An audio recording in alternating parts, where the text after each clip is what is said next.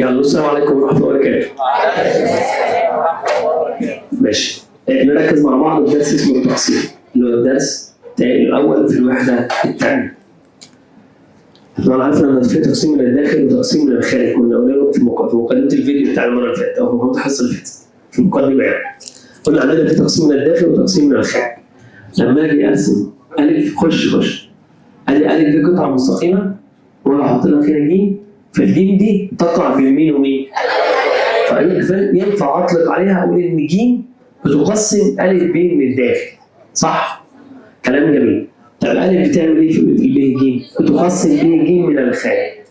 طب والب تقسم مين؟ الف ج من الخارج، واضح كده؟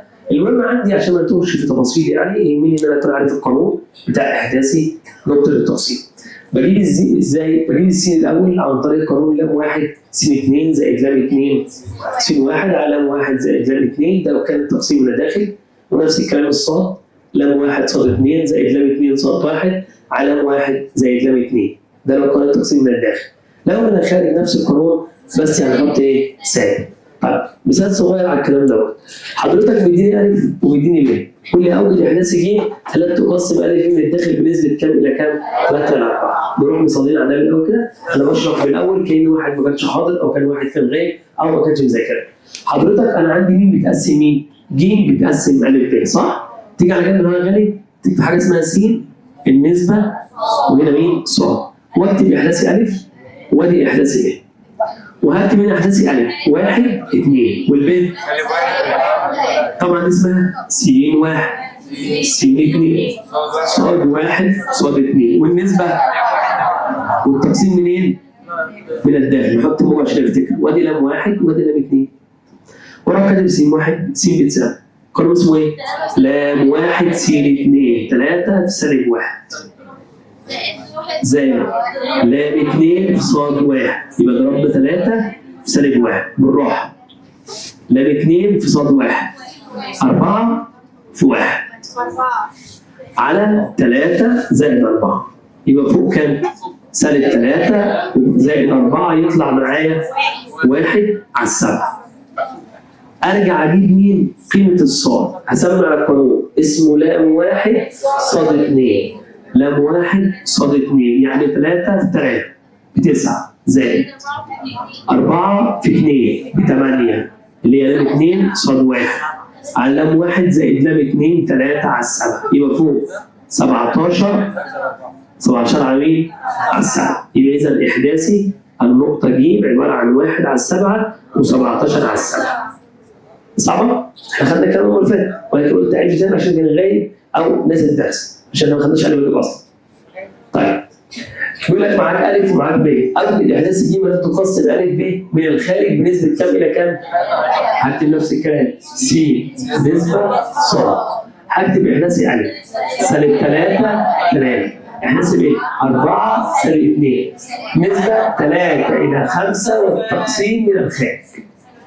هكتب بس الاحداثيات عشان عارفين هنا س 1 س 2 لام 1 لام 2 صاد 1 صاد 2. هروح مسمع القانون س بتساوي لام 1 س 2 ناقص لام 2 س 1 على لام 1 ناقص لام 2.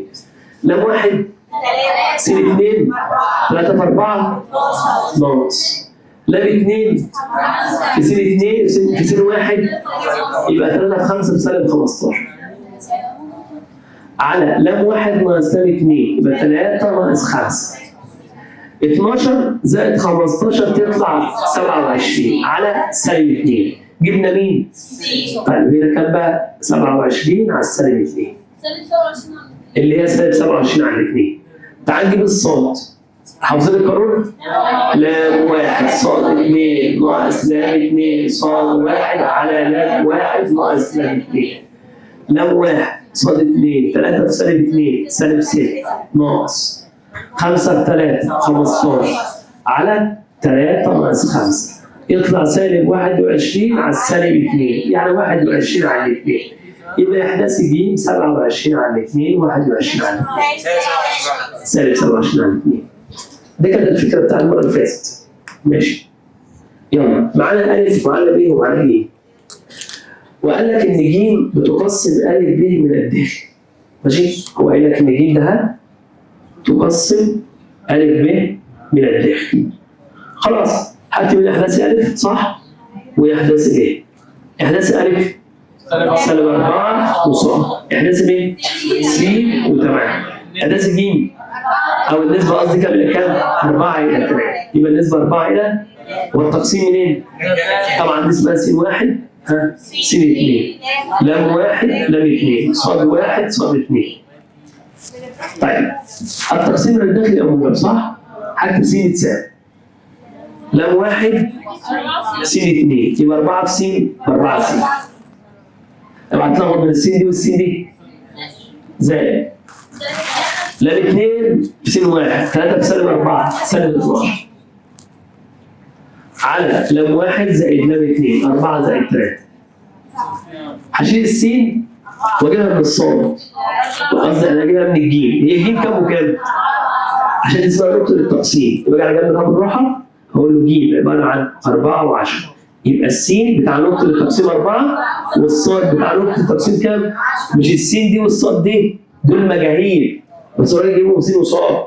فانا هشيل السين من عند بتاعت الجيم واحط مكانها ايه؟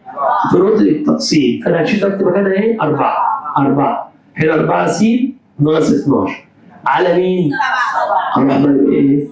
حلو 4 س ناقص 12 بتساوي 28 ودي هناك 4 س بتساوي 40 س بتساوي 10. كده س بكام يا جدعان؟ اللي هو كان عاوزها لا. هرجع اعمل نفس الكلام بالظبط بس مع صاد. هقول له صاد بتساوي لام 1 صاد 2 4 في 8 ب 32 زائد لام 2 صاد 1 3 في صاد ب 3 صاد على السبعة. اروح جايب الصاد منين؟ من عند نقطة التقسيم معوض بيها. يبقى كده كام؟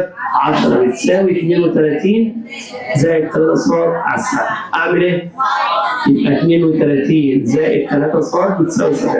هودي 32 عكس الشهر تبقى 3 صاد بتساوي 70 ناقص 32 سالب 8 وكام؟ 40. وقسم على 3 يطلع سالب 16. 48 بس يبقى يطلع معاك 16. يبقى قيمة س طلعت ب 10 وقيمة صاد بكام؟ 16. 33 حد 48 33 مش تقبل. فسيب 33 على 3 سيبها 38 على 3 عادي خلاص بس مفيش اي حاجه. ايه اللي بعده؟ ركز في اللي جاي. بسم الله. ركز بالله عليك عشان النهارده هنشرح صبرات كتير ماشي؟ ما هنشرح كتير عشان تطبق في الاخر. خلاص؟ يعني هشرح كتير بعدين تطبق في الاخر. أ بكام؟ سالب 3 و2. ج بكام؟ 2 وسالب 3. وكانت ج تقسم أ ب من الداخل بنسبة كام إلى كام؟ 5 إلى 2. افرض ده أ سالب 3 و2 وج بكام؟ 2 وسالب 3. وكانت ج تقسم مين يا جدعان؟ أ ب من الداخل بنسبة كام إلى كام؟ 5 إلى 2. طيب نمشي خطوة خطوة؟ خطوة. نبدأ بالراحة نكتب س النسبة صاد. هكتب إحداث مين؟ أ وب. إحداث أ عشان دي يعتبر السين والصاد. وإحداث ب مفيش فسميها لام ومين. إيه رأيكم؟ ماشي. والنسبة كام إلى كام؟ 5 إلى 2. والتقسيم من الداخل والخارج من الداخل. يعني التقسيم بتاعنا الشغل بتاعنا يبقى بالموجب أهو شغلنا بالموجب. هكتب س بتساوي بس حاجة على جنب كده حاجة على جنب أطلع الجيم. الجيم بكام وكام؟ انتوا فاهمين حاجة؟ هو هنا بيدينا إيه؟ بيدينا ألف ويدينا ب وأنا أجيب جيم. هو اداك ألف وجيم وعاوز ب صح كده؟ فجأة جيم على جنب طلعت كام وكام؟ يبقى س بتساوي 2 والصاد بتساوي 3. هنروح مع بعض. حافظين القانون؟ لام 1 س 2 يبقى 5 زائد لام 2 صاد س 1 سالب 6 على مين؟ السين عوض عنها قد ايه؟ 2. يبقى اقول له كام؟ 2 بتساوي 5 لام ناقص 6 على 7. اضرب ناقص 5 لام ناقص 6 بتساوي 14. اودي ال 6 5 لم بتساوي بتقسم على 5 لم 4. نيجي يا بقى صاد بتساوي 5 في مين؟ 5 مين؟ زائد 2 في 2 4 على مين؟ الصاد بكام؟ سالب 3 بتساوي 5 مين زائد 4 على 9. اضرب وقص بالراحه بالراحه يا وليه يا وليه الصوت حاوي 5 مين زائد 4 بتساوي سالب 21. جمعت هناك 5 مين بتساوي سالب 25 مين بتساوي سالب 5. كده الحمد لله جبنا مين؟ إحداثي ب طلع 4 وسالب 5. لحد هنا تمام؟ اللي معاك معاك ألف كم وكم؟ ومعايا ب كم وكم؟ أوجد إحداث النقطة التي تقع عند ربع المسافة. منين؟ من ألف ب. إيه الكلام ده؟ هفهمك. صلى على رسول الله. أدي ألف وأدي ب. هنقسم الألف ب 4 أجزاء. كم جزء؟ أدي 1 كده جزء أول صح؟ كده الجزء الثاني. الجزء الثالث الجزء الرابع. بقى كم جزء؟ هو قال لك النقطة اللي أنا عاوزها تقع عند ربع المسافة. ربع المسافة يعني إيه؟ صح ولا غلط؟ من إيه؟ من ألف ل ب، يعني تقع قريبة من ألف. يبقى هنا النقطة اللي إحنا عاوزينها. الحتة دي واخدة كام؟ والحتة دي واخدة كام؟ يبقى النسبة بتاعتي 1 إلى 3. طب التقسيم من الداخل والخارج؟ سؤال غبي. هو بيقول لك تقع عند ربع المسافة منين؟ يبقى من جوه. ما هي تقع ما بين الألف والب. من الداخل، مش محتاج حد صح ولا غلط؟ جميل. النسبة كام إلى كام؟ طيب عايزين بقى نقرا كده بدل ما نقعد بقى نرسم ونعمل الحركة دي. بص بقى مش أنت عندك دي اسمها ربع. أنت عاوز تجيب مين؟ لام 1 على لام 2 صح؟ ثبت البسط و4 ناقص 1 يبقى النسبة كام إلى كام؟ 1 إلى 3. ولا حد يجيب حاجة. يعني لو جه قال لي تقع عند خمس المسافة. اسمها 1 على الخمس، فاروح له لام 1 على لام 2. ثبت البسط 1 على 4. هتفتكروا الحركة دي؟ ولا مش هتفتكرها؟ طب لو مش هتفتكرها ترسم. خلاص؟ لو قال لك تقع عند خمسين المسافة يبقى 2 على مين؟ اروح قايل له 2 على 5 احولها لام 1 على لام 2 ثبت البسط 5 ناقص 2 كام؟ طب لو تروح جاي قسم دي 5 اجزاء 1 كده 2 3 4 5 هتعد 2 1 2 تقف هنا 2 هيبقى هنا كام؟ خلاص؟ لو عايز ترسم مش عايز ترسم اهو الحركة السريعة اهي. طيب كده الحمد لله بقى معانا مين يا غالي؟ بقى معايا ألف ومعايا مين؟ ومعايا ب. وقال لي أوجد إحداث النقطة اللي تقع عند ربع المسافة ومعايا النسبة صح؟ يلا خلينا نشتغل إزاي؟ س النسبة صح. س سالب 2 3 ب 5 7 النسبة 1 إلى 3. هقول له س بتساوي لام 1 س 2 1 في 5 ب5 زائد لام 2 س 1 وكان سالب 6 على مين؟ 1 زائد 3 يبقى يطلع الناتج سالب 1 على 4. ارجع اجيب مين يا اولاد؟ الصاد. لام 1 صاد 2 1 في 7 زائد 3 في 3 ب 9 على 1 زائد 3 يطلع الناتج 16 على 4 على 4. اذا احداث ج سالب 1 على 4 و4. كده اللي كان غايب بقى فين؟ انا جبت الدرس الاول يعني مش بعد ما فاتت بس قلت اجيبه من الاول. طيب صلي بقى على رسول الله. واحده كمان شوف انا بص عملت ايه؟ انا رجعت لك اول قانون من الداخل والخارج واشتغلنا عليه. كل الملاحظات دي ما جبتش عليها تاني لسه. خلاص هجيب لكم على مسائل دلوقتي بس اصبروا. اقرا معايا الف ومعايا ب وجاي يقول لي اوجد احداث النقطه او النقط التي تقسم الف ب من الداخل الى كم جزء؟ دي حاجه ودي حاجه. هعمل ايه؟ قال لك بص هنمسك الالف ده وتروح نقسمها كم جزء؟ 3 اجزاء. ادي 1 ادي 2 3 واسمي مثلا دي ج واسمي دي اسمها ايه؟ ركز بقى. 1 1 1 انت تلاحظ حاجه ان ج بتقسم الف ب من الداخل بنسبة 1:2. بص هيجي متقسم مين؟ أ ب من الداخل بنسبة كام إلى كام؟ تعرفها ازاي يا أستاذ؟ أقول لك أعرفها ازاي؟ بروح جايب ج على أ وج على ب. ج أ بكام؟ طب وج ب؟ يبقى نسبة كام إلى كام؟ وارجع بعد كده اروح جاي د تقسم أ ب من الداخل بنسبة 2:1. فهمت؟ هعملها بطريقتين. طب في طريقة أخرى بس ثابت على الأول عشان ما تلخبطش. بسم الله. كده النسبة كام إلى كام؟ لام 1 لام 2. هكتب هنا مين بقى؟ س النسبة ص. يلا هات لي الإحداثيات. 3 سالب 5 2 و7 والنسبة 1:2 صح؟ أعرف أجيب س وأعرف أجيب ص. يلا هات لي س كده. 1 في 2 2 زائد 3 في 2 6 على 1 زائد 2 يبقى كام على كام؟ 8 على 3. هات لي الصاد بالمرة.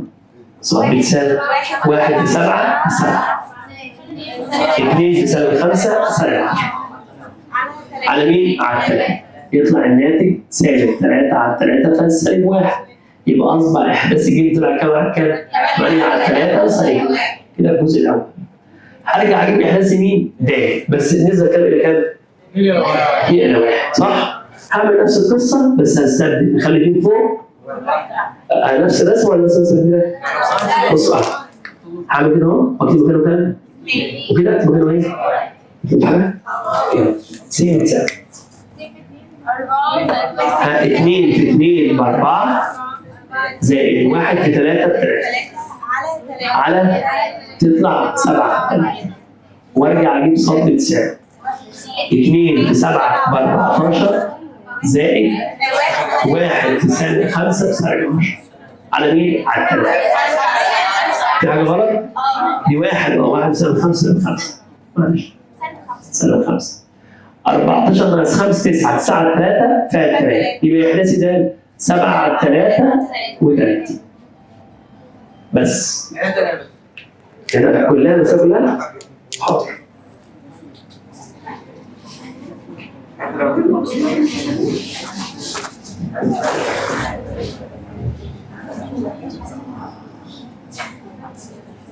طيب ركز بقى معايا. هو بيديك أ وب قطعة مستقيمة، أ وب قطعة مستقيمة. عايزين نقسمها لأربع أجزاء، كم جزء؟ أدي كده جزء أول صح؟ كده جزء تاني؟ كده جزء تالت؟ وثلاث أجزاء ولا أربعة؟ معلش أنا فكرت ماشي. أهي وأدي هنا أهي. كده ثلاث أجزاء أهو. عندك هنا نقطة اسمها ج وعندك نقطة هنا اسمها إيه؟ الجيم المسافة منها الألف 1 ومن ج ل ب؟ طيب والدال لألف 2 والدال ل ب شغال؟ فأنت تقول لي أهو ج تقسم أ ب من الداخل بنسبة كام إلى كام؟ 1:2. بتعرفها إزاي؟ بعمل كده جايب الجيم أقسمها أجيبها مع الألف ثم الجيم مع الب. يبقى جيم ألف واخدة 1 وجيم ب واخدة 2 شغال؟ ماشي دي النسبة دي لام 1 على لام 2 ونحل أطلع هنا أكتب إيه؟ س النسبة ص. هكتب إحداث ألف إحداث ب ألف بكام؟ 3 سالب 5 ب 2 و7 النسبة 1:2. نعرف نجيب س؟ تعالى نجيب س مع بعض. س بتساوي 1 في 2 اللي هي لام 1 س 2 1 في 2 ب 2 زائد 3 في 2 ب 6 على 1 زائد 2 تطلع 8 على 3. ص بتساوي مشكلتك كانت في الجزء ده ولا مشكلتك في الحل اللي هنا؟ ماشي هضرب 1 في 7 ب 7 و2 في سالب 5 سالب 10 على مين؟ على 3. هيطلع الناتج سالب 1 يبقى إحداث ج طلع كام وكام؟ 8 على 3 وسالب 1. طيب هبدأ أحل من تاني أقول له س النسبة ص. أدي إحداث أ وأدي إحداث ب. أ 3 سالب 5 ب 2 و7 والنسبة كام إلى كام؟ بدل ما أقولها 1 إلى 2 هقولها 2 إلى 1 عشان شغال عداد. نحط هنا 2 هنا إيه؟ 1. هروح جايب السين. السين بتساوي 2 في 2 زائد 3 على مين؟ تطلع 7 على 3. وصاد بتساوي 2 في 7 ب 14 ناقص 5 على 3 تطلع 3. يبقى يا حداثي ده طلع 7 على 3 و3. ظبطت؟ طيب كده هنا ملحوظه بتقول ايه؟ بص يا جماعه معايا. دلوقتي احنا هنا في عندنا قانون بتاع ايه؟ نقطه تلاقي متوسط المثلث. خدناه الحصه اللي فاتت. خدناه؟ ليه ازاي؟ مجموع السينات على 3 والسينات على 3. في مشكله؟ طيب هو كان دايما كان بيطلب النقطة تلاقي متوسط المثلث، فبيجيب السينات تقسم على 3 والسينات على 3. المنتصف اللي كان السينات على 2 والسينات على 2 ده اسمه منتصف. لكن احنا خدنا مين؟ ما خدناش ده؟ خلاص مش مشكلة، انا براجعه. يبقى نقطة تلاقي متوسط المثلث هو مجموع السينات على 3 ومجموع السينات على 3. لو انت عندك مثلث فيه 3 رؤوس أ و وج، مثلث فيه كام رأس؟ أ و وأنا عايز أجيب نقطة تلاقي متوسط المثلث، أروح جامع أ زائد ب زائد ج مقسوم على كام؟ على 3. طب حضرتك لو أنت معاك الميم ومعاك أ ومعاك ب وعاوز ج، أو معاك ميم وب وج وعاوز أ، احفظ القانون ده. أ بتساوي 3 في م ناقص ب ناقص ج. ماشي؟ تعال نجيب 3 مسائل عليهم عشان أفكركم بيهم. ماشي خليكم في مجموعة عشان أشرح سبورة كاملة. طيب ركزي على السؤال. بص يا عم صلي على النبي. انا هات 3 مسائل من دماغي. ماشي؟ ركز بقى. مش هتفهموا الحته دي. طب ما عادي بس انا مش هينفع اقعد ب3. ما هو انت كده الحصه هتوصل منك قد ايه؟ سبوره كامله. كنت بحضر السبوره بتاعت الحصه اللي جايه. شوف ماشي. بص يا جدعان انا هجيب مثال من دماغي كده الاول. مثلث اسمه ا ب ج فيه الالف 3 و4 والب 3 و5 وفي ازاي بتساوي س و5؟ لا انا بحل دي بجيب مثال من دماغي. ا 3 و4 ب 3 و5 الجيم بتساوي 6 و0. قال لي هات لي مين؟ يلا مين بتساوي بقى؟ مجموع السينات على 3. يعني اقول له كام؟ 3 زائد 3 زائد 6 على 3 ها و4 زائد 5 زائد 0 على 3. 3 9 3 6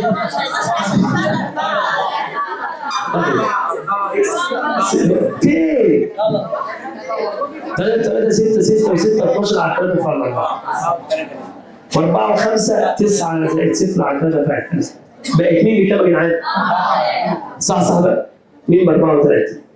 طيب تعال خلي وانت معاك ايه؟ ومعاك مين؟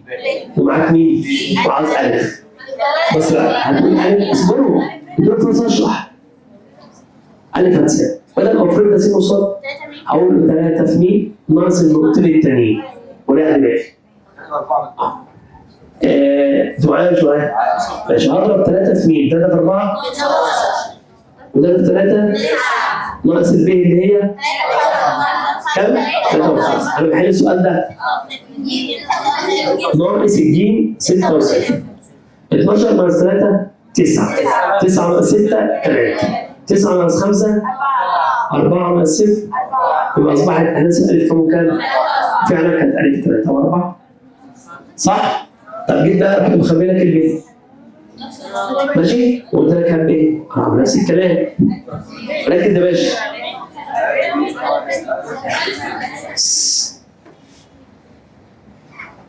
مين بتساوي؟ 3 في مين ناقص الألف ناقص الجيم. اللي عاوزه اشتغل عليه والباقي وديه هناك. ماشي. اضرب مين في 3 كده صورته؟ يبقى 3 في 4 12 9 ناقص ألف 3 و4 ناقص ب 6 و0. 12 ناقص 3 9 ناقص 6 3. 9 ناقص 4 5. 5 ناقص 0 5. يبقى اصبح البيت كام وكام؟ فهمتوا اللعبه دي؟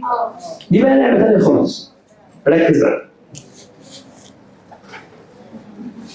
ده كده تذكره سريعه لحته معينه. في بقى لعبه ثانيه معانا كده بالراحه. حضرتك معاك الف ومعاك س ومعاك ج ومعاك ميم في نفس الوقت، بس هنا البي فيها مجهول والجيم فيها مجهول.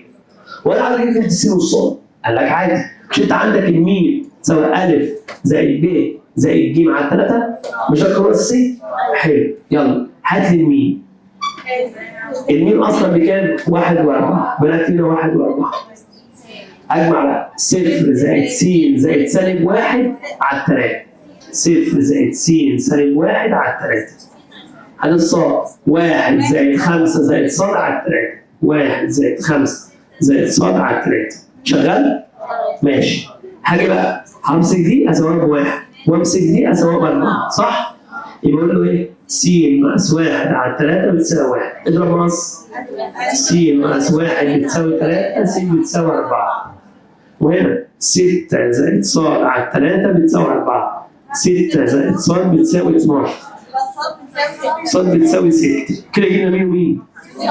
س وص. فهمتوها؟ تعالوا نمشي في القانون على طول. طيب تعالى نشوف السؤال ده بقى، سؤال تقيل شويه. بسم الله. مثلث اسمه أ ب ج. فيه أ د متوسط. حيث الألف عبارة عن 3 و4 والدال 2 و5. واللي أوجد إحداثي نقطة تلاقي متوسطات المثلث. ركز بالله عليك، السؤال ده جامد شوية. أنا عشان أجيب إحداثي نقطة تلاقي متوسطات المثلث لازم أن يكون معانا، أقسم بالله تنامي لو فضلت كده. اتعيدي بقى لازم بقى. طيب عشان اجيب احداث نقطه تلاقي متوسطات المثلث لازم يكون معايا الالف والب والج. انا معايا مين؟ انا بس. كده بقى لعبه ثانيه خالص. محتاج نرسم رسمه صغيره جميله كده اسمه ا ب ج. شغال؟ فوق. يلا. حضرتك هرسم ا د المتوسط. ماشي، انت معاك مين؟ قلت له معايا الف. قال له معاك مين تاني؟ قلت له معايا 2 و5.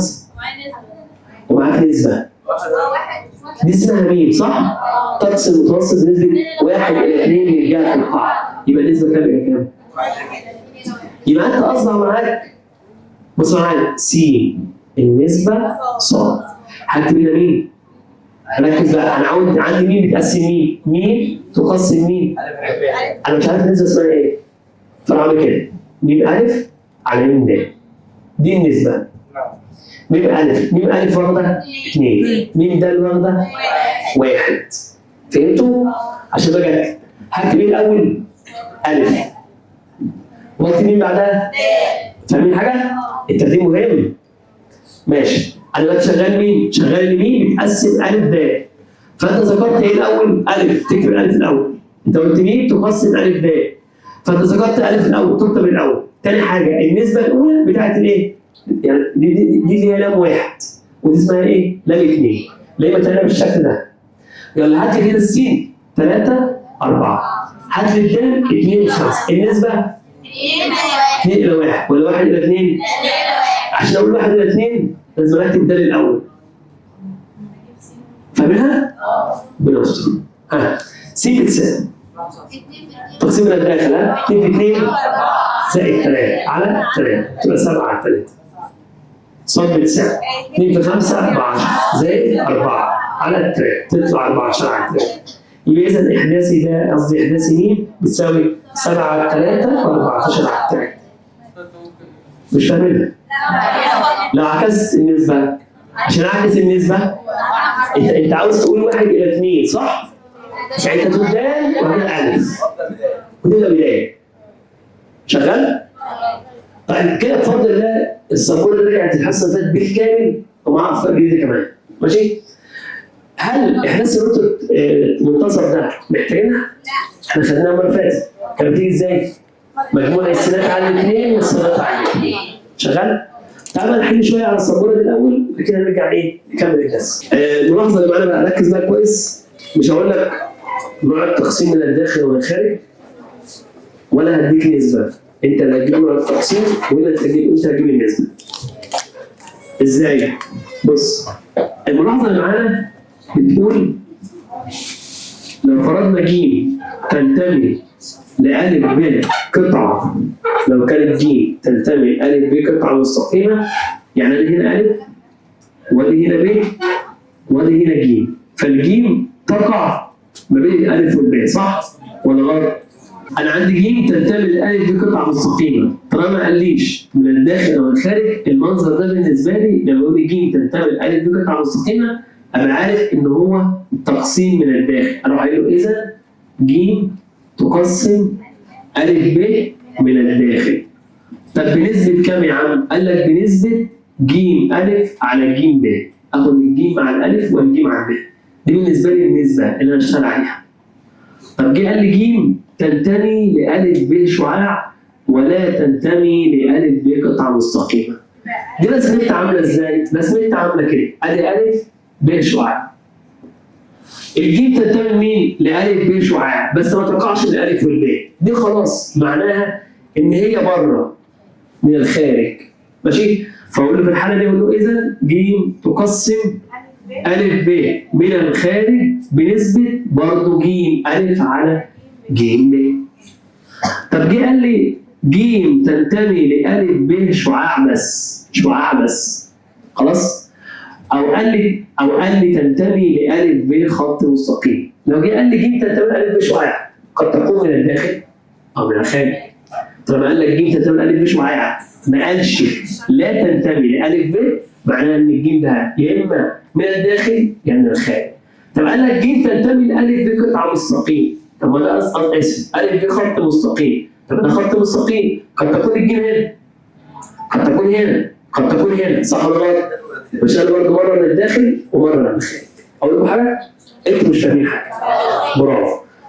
يعني ج تنتمي لألف ب قطعة مستقيمة فقط معناها إن ج تقسم ألف ب من الداخل. اتفقنا؟ ج تنتمي لألف ب شعاع ولا تنتمي لقطعة مستقيمة، يعني ما يقعش في القطعة المستقيمة، ده بيقع لشعاع يعني من بره، تمام عن الخارج. طب جه قال لي ج تنتمي لألف ب شعاع بس، والألف ب شعاع أهو ممكن تبقى من بره أو ممكن تكون في النص ما بينهم يعني. طيب لو جه قال لي ج تنتمي لألف ب خط مستقيم، ما حددليش ما قاليش الخط المستقيم ده يعني من الخارج ولا من الداخل، في الحالة دي اشتغل مرة من الداخل ومرة من الخارج. يبقى النوع ده بشتغل مرة من الداخل ومرة من الخارج. الخط المستقيم اللي اشتغل لا هو مرتين بس كافيين. لا عارف ولا بنت؟ لا مش لازم، هي مرتين كافيين بس، مش 3 مرات. خلاص؟ مرتين كافيين. عشان انت ممكن تبقى خط مستقيم تكتبه انت كده، صح؟ ممكن واحد صاحبك يكتبه كده. فمش تفرق. مره من ده لا، ما هو الف خط مستقيم، هو قال لك امشي من اليمين امشي شمال، تحط الف في اي مكان والب في اي مكان. قد تكون النقطه بتاعتك هنا ما بين الالف والب، او تكون بره يا هنا يا هنا، على حسب وضع الالف فين والب فين، فمش تفرق. فهي مره من الداخل ومره من الخارج كافيه. نعم. في سؤال مديني بيقول لي النسبة 3 ألف ج بتساوي 7 ج بس. ده عاوز ايه يعني؟ بيقول لي إن أنت تنتمي عايز نقطة. لسه ما شرحتش، انا شرحت لسه. انا لسه ببدا، لسه هشرح بس انا اصبر. معايا الف ومعايا ب. اوجد احداثيات النقطه ج حيث ج تنتمي لالف ب قطعه مستقيمه. طيب ده المنظر ده بيحدد لي من الداخل ولا من الخارج؟ انا عندي كده اول حاجه ج تنتمي لالف ب قطعه مستقيمه، اذا ج تقسم الف ب من الداخل.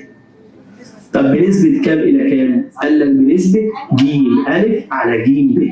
دي النسبه اللي هي لام 1 على لام 2، محتاج اجيبها صح؟ اجي على جنب بالراحه اقول له 3 الف ب بتساوي 7 ج ب.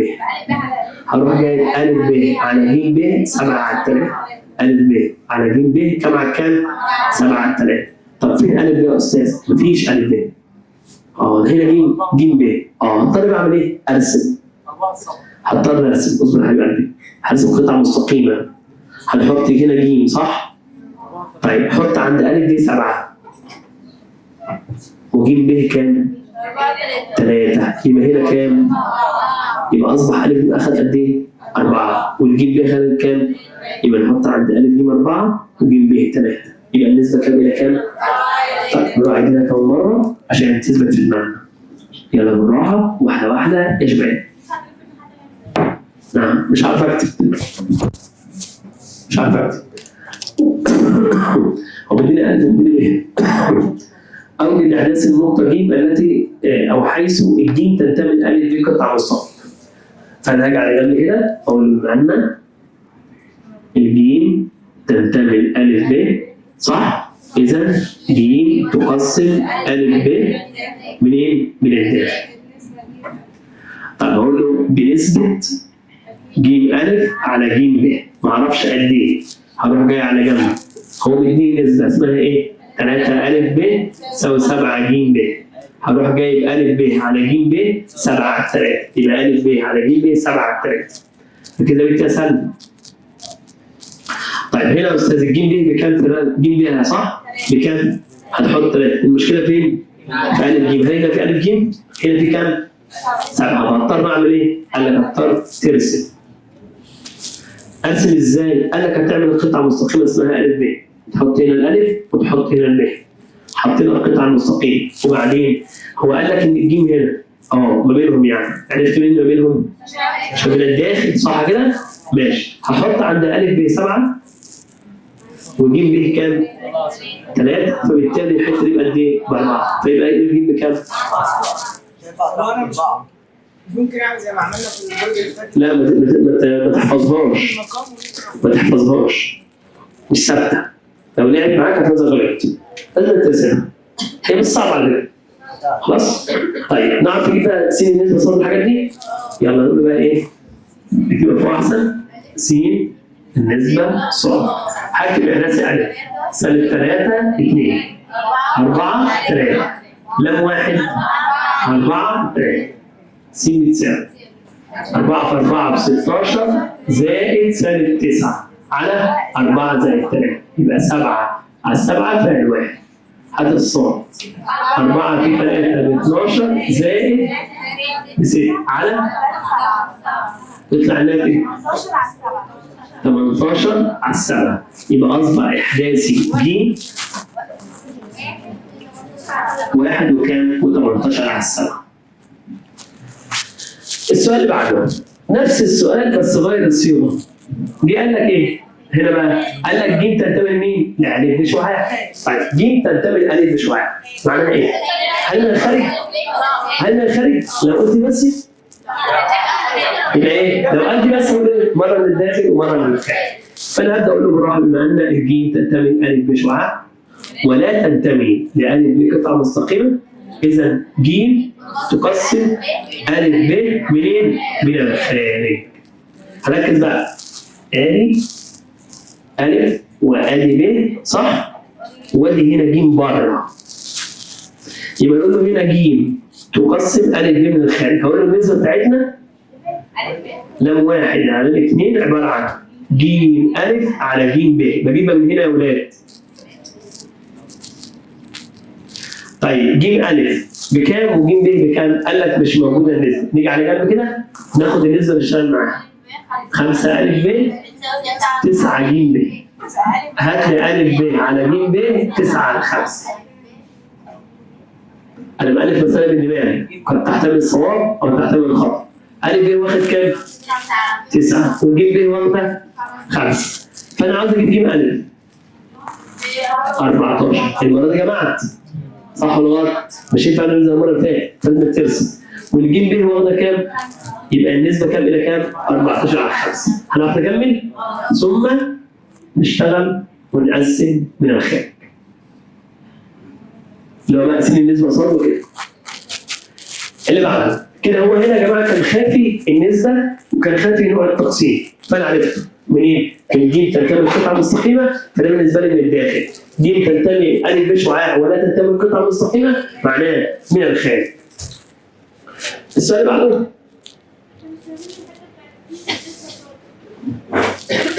دي واللي دخلت الدرس بتاع المره اللي فاتت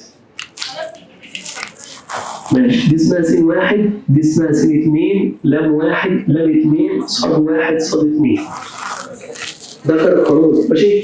فكان القانون بيقول لك ايه؟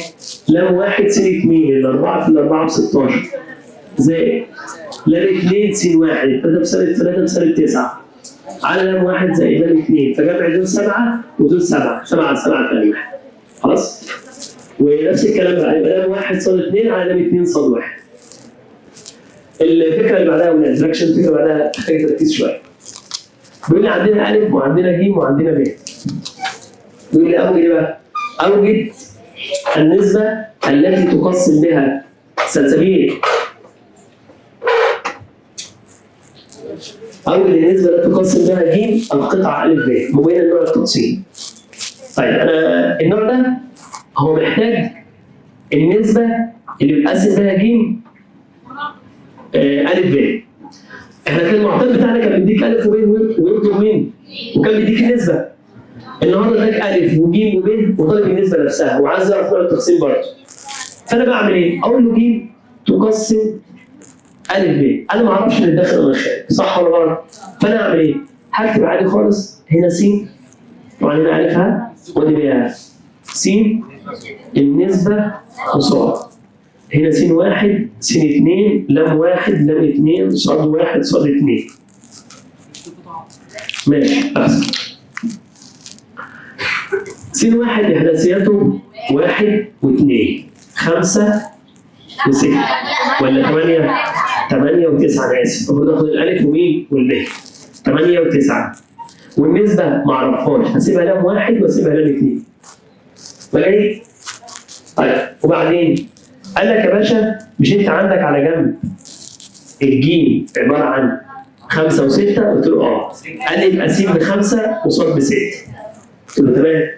قال لي جميل، يا تسمع يا تشتغل على السين يا تشتغل على الصاد، اي حاجه. تشتغل ايه؟ على السين. انت هنا مخير مش مجبر على حاجه، ليه؟ ما انت معاك السين موجوده والصاد موجود.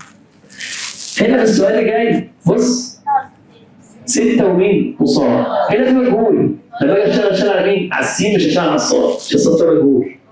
لان هنا ج برضه خاص بالالف ب. طيب تعالى نفهم عشان ما نتلخبطش. يلا اشتغل معايا بالراحه، قول لي س بتساوي ايه؟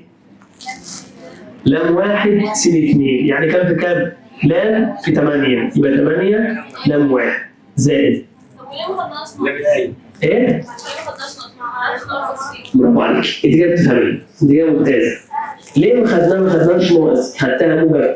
ما انا هفرض انه موجب، هفرض انه من الداخل واجيب النسبه. طلعت معايا موجب اذا هو من الداخل، طلعت معايا سالب اذا هو من الخارج. حد فاهم حاجه؟ ما انا هفرض ان التقسيم منين؟ لو الناتج طلع معايا موجب يبقى زي اللي انا فرضه، لو طلع سالب يبقى عكس اللي انا فرضه. خلاص؟ فهمتوا حاجه؟ انا هفرض انه من الداخل. يلا نحل مع بعض. قلنا كام دي؟ 8 لام واحد زائد 1 لام 2 على لام واحد زائد لام 2. فاهمين حاجه يا ولاد؟ اكمل؟ اشيل بقى السين واحط قيمتها، قيمتها كام؟ يبقى 5 بتساوي 8 لام واحد زائد لام 2 على لام واحد زائد لام 2. نعرف اضرب مقص؟ اضرب مقص يعني. دي تحتها ايه؟ يبقى 8 لام واحد زائد لام 2 بتساوي 5 لام واحد زائد 5 لام 2. هودي لام واحد مع بعض ولام 2 مع بعض، ساعدني كده. 8 لام واحد ناقص 5 لام 2 بتساوي 5 لام واحد ناقص لام 2. أنا غلطت؟ 5 لام 2 ناقص لام 2 صح؟ ماشي يا اسف. ودي واحد ودي واحد معلش. دول 3 لام واحد بتساوي 4 لام 2، يبقى لام واحد على لام 2 4 على 3. طيب كده التقسيم منين؟ موجب صح؟ تروح قايل له اذا الجيم تقسم ا ب من الداخل بنسبه كام الى كام؟ 4 صعبه؟ انا ممكن ابقى سؤال نفس السؤال. ازاي؟ مش معاك الف وميم ثلاثه موجودين؟ قلت له اه. قال لي ممكن تعمل ايه بقى؟ ممكن اطلب منك النسبه اللي تقسم بها بالقطعه ا ج. ساعتها لك هنا مين؟ ألف وهنا مين؟ واركن بيها على جنب. وصل؟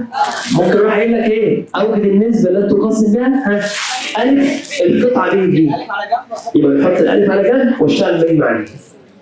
ظبطت؟ واحده كمان. اقرا يا عم. بيقول لك ايه؟ عندنا الف و وج، الف و وج، الف 3 و5 والب 2 و7 والجيم 6 وصاد. قال لك وكانت جيم تنتمي لألف ب. قال لك أول النسبة التي تقسم بها ألف ب، أول النسبة تقسم بها ألف ب وهنا نوع التقسيم ثم احسب صاد. أول النسبة تقسم بها ج القطعة ألف ب وهنا نوع إيه؟ التقسيم. هي ج اللي هتقسم ألف ب، أنا عندي هنا ج تقسم الألف ب. يلا نيجي على جنب ونطلع مين؟ الألف نطلع الب. أكمل ولا إيه؟ يلا كمل معايا. س النسبة صاد. طبعا هنركب ج هنا على جنب 6 ومين؟ يبقى س بتساوي 6 وصاد بتساوي صاد. ده يعتبر سؤالين يا ولاد، شو عاوز النسبة وعاوز كلمة صاد، سؤالين. طيب تعالى نعوض. ألف 3 و5 ب النسبة ما نعرفهاش اسمها ايه؟ لو 1 هاري 2 هكتب س بتساوي. هشتغل على السين ولا على الصاد صح؟ هشتغل على السين مش هشتغل على الصاد. يبقى س بتساوي لام 1 في 2 يبقى 2 لام 1 زائد 3 لام 2 على لام 1 زائد لام 2. هشيل السين واحط خمسة 6 يبقى 6 بتساوي 2 لام 1 زائد 3 لام 2 على لام 1 زائد لام 2. هضرب ناقص 6 لام 1 زائد 6 لام 2 تساوي 2 لام 1 زائد 3 لام 2. اودي اللام 1 هنا واجيب اللام 2 هنا. يبقى 6 لام 1 ناقص 2 لام 1 بتساوي 3 لام 2 ناقص 6 لام 2. دول 4 لام 1 دول سالب 3 لام 2. يبقى لام 1 على لام 2 سالب 3 على 4. ليه؟ لا ما هو يبقى انا لسه بس. يبقى لام 1 على لام 2 طلع كام على كام؟ سالب 3 على 4. طلع بالسالب الموجب. يبقى التقسيم من الخارج. ما انا قلتش غلط بقى، نقول ايه؟ عكس المفروض. يعني حضرتك انت فرضت التقسيم منين؟ من الداخل. فالناتج طلع موجب يبقى ده موافق اللي انت فرضه. طب طلع سالب مخالف اللي انت فرضه. انت فرضه ان هو تقسيم من الداخل فطلع سالب فمعناه انه من الخارج. حد في حاجه؟ ماشي. كده جدا النسبه صح ولا غلط؟ صح يا حاج. هرجع اعيد من جديد. س النسبه صح. الف وب. مالين السين 3 5 2 وهنا 3 و4. هشتغلها 3 و4 مش هشتغلها سالب 3 و4. انا السالب دي حددت نوع ايه؟ التقسيم. اما اجي اكتب القانون اكتب في سالب. طب اشتغل على السين ولا على الصاد؟ اشتغل على الصاد عشان اجيب الصاد اللي موجوده صح ولا غلط؟ ما انا خلاص اشتغلت بالسين جبت النسبه. هشتغل بقى بالصاد عشان اجيب الصاد المجهوله. هقول له صاد بتساوي اشتغل لام 1 صاد 2 21 ناقص 4 في 5 ب 20 على 3 ناقص 4 عشان تقسيم من الخارج. دول كام؟ 1 على يبقى احداث الصاد طلع كام؟ او قيمه صاد بسالب 1.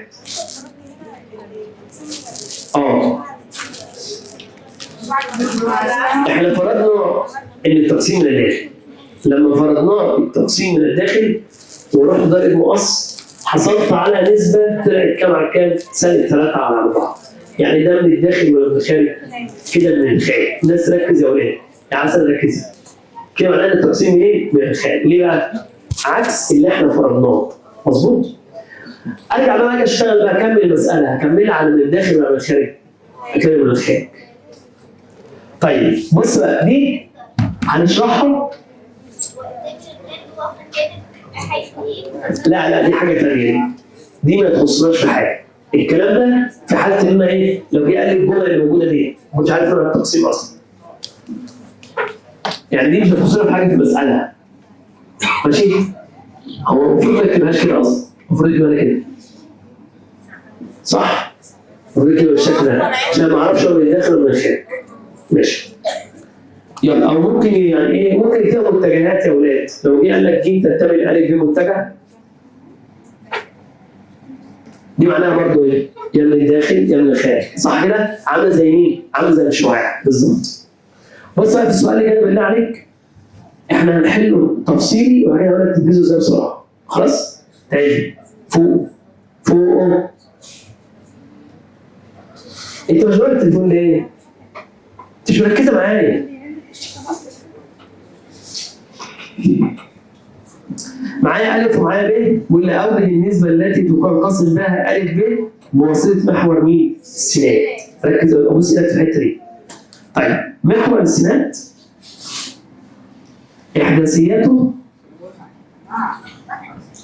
عبارة عن س وصفر، ومحور الصاد إحداثياته صاد وصفر، صفر وصاد. إحنا لما نيجي نحل إن شاء الله هنحل حل أصلا، بس أنا مش هنقول تفصيل أوي. أنا هفرض إن ج س وصفر. أنا عندي كده هكتب س النسبة ص، هطلع إحداث ألف وأطلع إحداث ب. ألف كام وكام؟ والب والنسبة لام واحد لام اثنين، ما أنا معرفش ده تقسيم صح؟ ماشي. هشتغل على السين ولا على الصاد؟ على الصاد عشان السين فيها مجهولة، الصاد على الصاد. يبقى اشتغل على الصاد. يلا 7 لام واحد زائد 3 لام 2 على لام واحد زائد لام 2. شيل الصاد حطه مكانها صفر. يبقى 7 لام واحد زائد 3 لام 2 على لام واحد زائد لام 2. صفر تحت واحد. اضرب مقص. 7 لام واحد زائد 3 لام 2 بتساوي صفر. ودي هناك بعكس شرط. يبقى 7 لام واحد بتساوي سالب 3 لام 2. هروح جايب بقى مين؟ لام واحد على لام 2 سالب 3 على 7. هروح قايل له اذا ايه بقى؟ محور السينات يقسم أ ب من الخارج بنسبة كم إلى كام؟ 3 إلى 7. مش سالب 3 على 7، ما أنت قلت من الخارج فمش هتحط سالب. صعبة دي؟ طيب في حل سريع؟ صلي على رسول الله. عاوز تجيب النسبة؟ قلت له لو عاوز تجيب النسبة مع الصادات بنقولها سالب س واحد مع السينات يبقى سالب صاد واحد على صاد 2. نسبة السينات سالب صاد واحد على صاد 2. يعني كم على كام؟ بس خلص. ومحور الصادات سالب س واحد على س 2 يبقى 2 على 5. يبقى هنا محور السينات يقسم منين؟ من الخارج بنسبة 3 إلى 7. ومحور الصادات يقسم 2 إلى 5 من الداخل. اتفهم؟ الدرس اتفهم؟ طبق على الجزء الأخير ده.